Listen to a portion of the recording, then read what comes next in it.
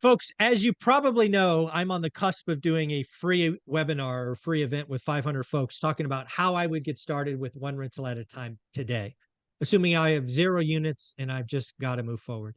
A lot of the topics you probably already know, buy box, daily discipline, all of that. But I'm starting even earlier. How do I find and pick a market?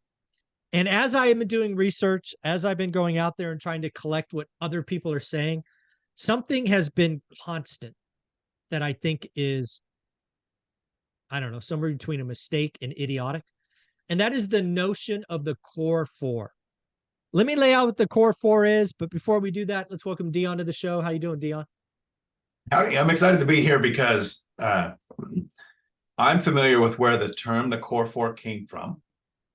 So I might have a different opinion on part of it, but I'm going to agree mostly, I think, with where you're going. But I'm not going to commit to that yet until we see where you're going. Yeah. So again, I'm putting this together. I'm trying to answer folks, like how would you do it today? High price, high interest rates, all of that. And it starts with picking a market. So there's this notion of the core four. I have no idea where it came from. It's been quoted lots of places. It's basically, hey, if you live in California and you want to invest in Cleveland, Ohio, go find a property manager, a real estate agent, a loan broker, and a contractor, hence for the core four, and you are good to go. That is some of the most foolish and idiotic and stupid advice I have ever heard. It is preached like the gospel, like, hey, you work in the Silicon Valley and you want to invest in this cheap market, go find these 4 people and giddy up, boys, let's go. I'm like, are you freaking kidding me? How do you know those are the 4 people? So as I'm putting this together, I'm going to rant about how silly and stupid I think the core 4 is, because it is not where you start, in my opinion. But I'd love to hear where core 4 came from, because I have no idea. And what are your thoughts? So there's entirely the possibility that it was something that existed before where I'm thinking it started. Okay. I am a fan, like an actual fan. Like I'm a fan of Michael Zuber. I wish I found your information before 2018, because it would have made those like 6 years prior of investing so much, I don't want to say simpler, but more productive. Right. But I'm a fan of David Green. So David Green is really? Yeah, he's on Bigger Pockets. He's the co-host. He worked with your favorite, Brandon Turner. But just coming from law enforcement, when I run into somebody like Millennial Mike, who, like, have you ever seen him in person when you're talking to him, and then somebody asks him a question and radio voice comes on, and all of a sudden he has the answer to the question. He is YouTube personality, right? Well, David Green is also, like Millennial Mike and me, had worked in law enforcement. And to run into somebody who works in law enforcement that can be articulate. And there's this thing that people struggle with when you're presenting to a large group of people, is that your train of thought has to be about 3 sentences ahead of where you're talking, so that your tone and inflection bring you to the point you're trying to make. And David does that so well. And his information on some things is great. The idea with the core 4 is part of his book, the book on long distance investing. So in there, he really talks about his core 4. So maybe it existed in somebody, like Kiyosaki or somebody talked about it in the 80s or whatever could have happened, right? That's where I encountered it the first time, David Green's information. But here's where I disagree. Matt has such a good relationship with his lenders that they will create a loan product for him. So he talks about how important that relationship is. I want my lenders to hate my guts, because they know that when they make an offer to me, I'm going to take that, source it with at least 3 other lenders, figure out if somebody can beat it, take it back to them and say, hey, I like your offer, but if you can beat this, I'll give you my business. Like, they know I'm shopping lenders. I want my agents to know I'm working with at least 3 or 4 of you. I want the contract, just doing a rehab right now, I make sure that when there's contract work happening, they're here at the same time. I want the guy doing some framing to know that the drywall guy, they competed bids and the other one won. So they're actually competing with each other to do a better job. That none of these core 4 are going to like me. So the core 4 at a distance, the way I invest, I wouldn't want that. If you invest at a distance, the one thing that I say, the metric that matters when you pick a market, because everybody who teaches how to pick a market is going to go crime statistics, population growth, economic drivers. And to me, those matter, but the starting point is trusted boots on the ground who work in the industry. So not all four, but either an agent, an investor, maybe a flipper, wholesaler, builder, something. If you have the trust level that person is probably going to come to your funeral, like that level of trust. Exactly. That's the person I want at a distance. But then I'm going to want 3 to 5 lenders, 3+ agents. Definitely, I'm going to vet more than one property manager, right? So over 5 to 10 years, you might develop a relationship where, okay, that's the person I work with. But even someone like Millennial Mike at a distance, all of his properties aren't managed by the same person, same company, right? He's vetted and changed strategies there too. So where the core 4 idea of these are the 4 people you need. Yes, there are 4 categories of people you're going to interact with at a distance when you're investing, and locally when you're investing. I think the trusted boots on the ground is what helps me pick a market.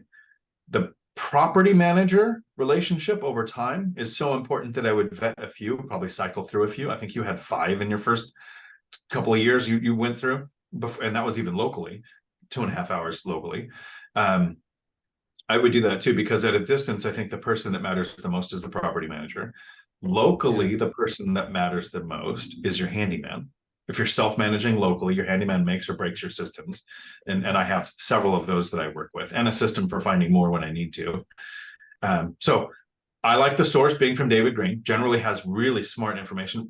I've heard him say some things that I sit back and go, oh, that's totally wrong. I don't agree with that at all. My opinion is that the opposite of what he just said. Doesn't mean I don't like the other information he says. There's things that I say that people absolutely, I don't like retirement accounts. There are people who swear by them. I don't like stocks. People swear by them. I think it's entirely okay to be happily single. People tell me that's not possible. Like, whatever my opinion, it doesn't mean people have to agree with everything I say, but can you reach financial freedom one rental at a time? Yes. Can you use the binder strategy to get your tenants to ask you to raise the rent? Yes. Can you do all of this in about a decade? Yes. Like some of the core things we talk about, but we don't have to agree on everything. With David Green, as much as a fan as I am of his, I really am. I think we've messaged twice on like Facebook Messenger or something, right? And I did one interview where I was a guest on Bigger Pockets. So I've never interacted with him in any other way. So I don't owe him anything. He doesn't owe me anything. I like most of what he says, but I'm with you on this core 4 thing. I don't want lenders and agents to like me. So I had no idea.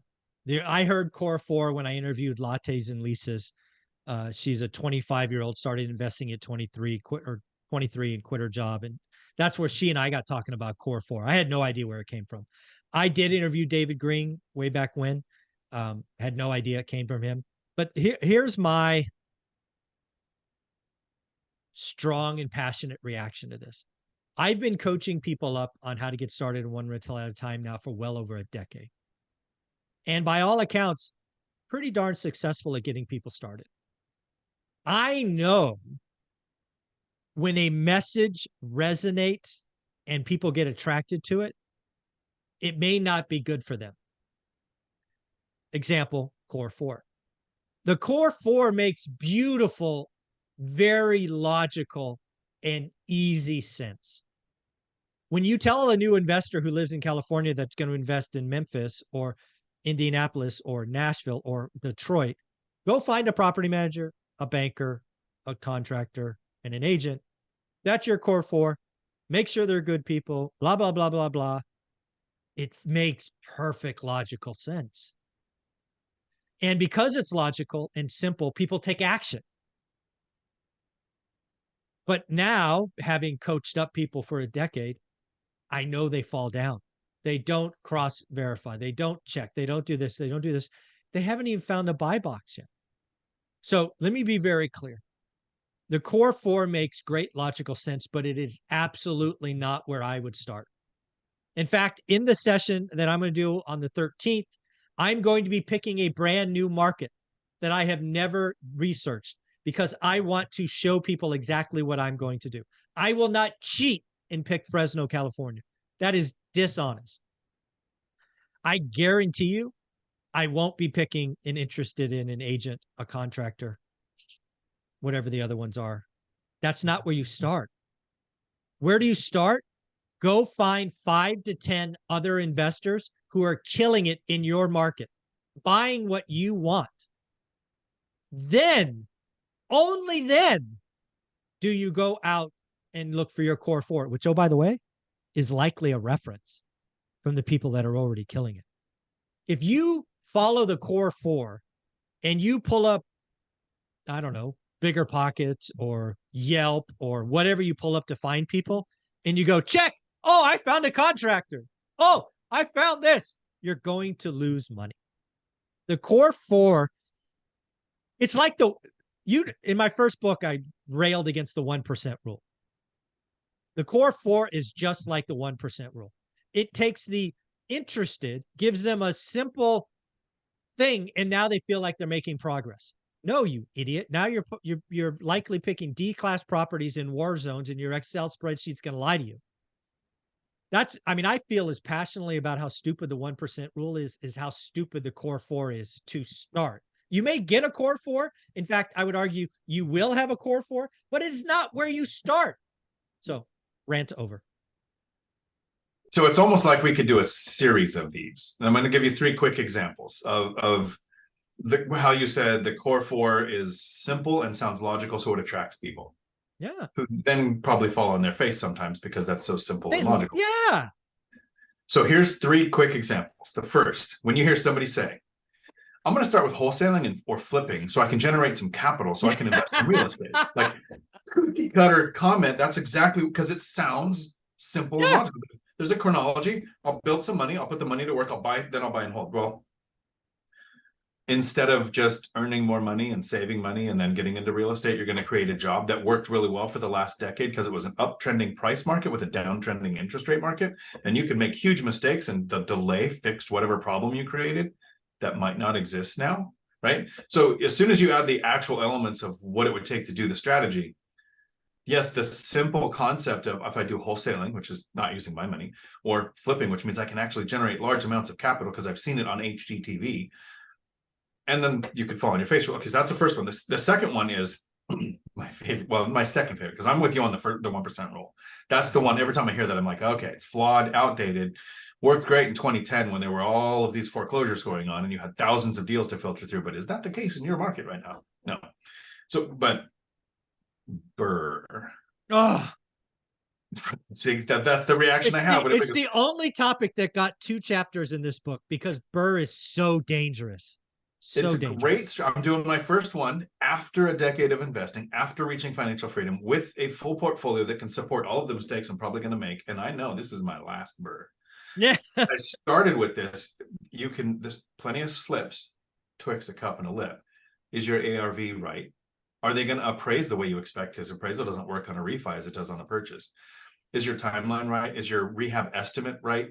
What's going to happen with interest rates? Like happened with Millennial Mike. He started 2 Burrs at 3%, went to finish, and they were at 7%, right? So he had a portfolio and reserves to handle that when it happened. But the person starting, it sounds simple. You buy, you rehab it, right? So you fix the issues, maybe add some sweat equity, maybe add some value. You rent it out, so you create income from it.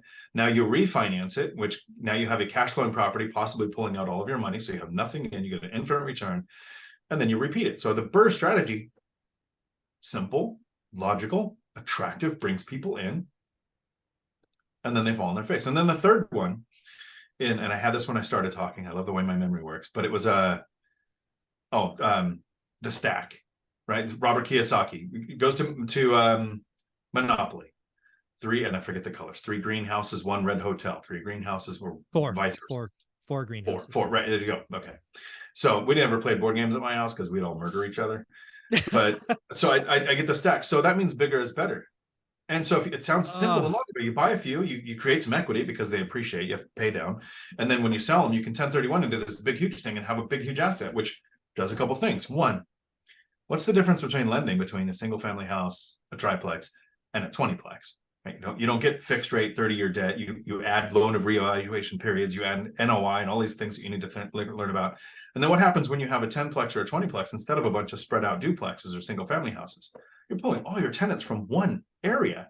Now an economic driver changes and you can lose a large portion. You can have an infestation right? Bed bugs, termites, rats, whatever. And it impacts a lot of tenants instead of that one unit somewhere off miles away from your other units.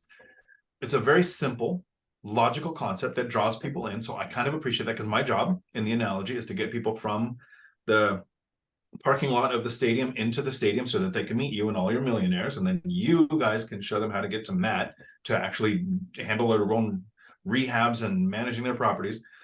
So something that gets them interested, sure. But reasonable expectations also matter. Yeah, I think maybe we should brainstorm these and make this. I bet you we could come up with 10 or 12 of these. I mean, some of them just light me up. The 1% rule, the core 4, bigger is better. Crazy stuff. Folks, this guy is amazing. He is the guy that has the hardest job. He takes people that are drunk and idiotic in the parking lot and gets them into the stands. I have the easiest job because I have people that are interested.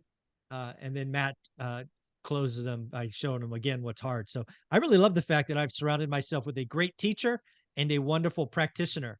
I just get to sit there to motivate and kind of guide folks. So Dion, where can people find you? They can find me right here on YouTube, Dion Talk Financial Freedom. Thank you so much. Ciao.